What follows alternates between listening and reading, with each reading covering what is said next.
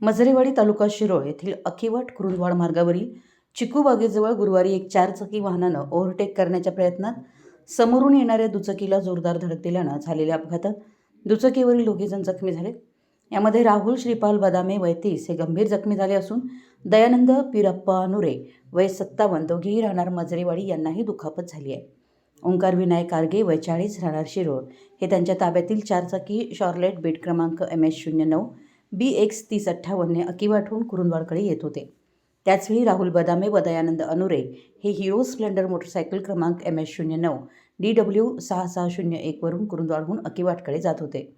चिकूबागेजवळ आर्गे हे पुढील वाहनाला ओव्हरटेक करीत असताना चुकीच्या दिशेने येऊन दुचाकीला जोरदार धडक दिल्याने दोघेही गंभीर जखमी झालेत. या अपघातानंतर परिसरातील नागरिकांनी तात्काळ मदतकार्य करत जखमींना उपचारासाठी मिरज येथील खासगी रुग्णालयात दाखल केलं. मराठी न्यूजसाठी कुरुंदवाडहून संदीप अडसूळ.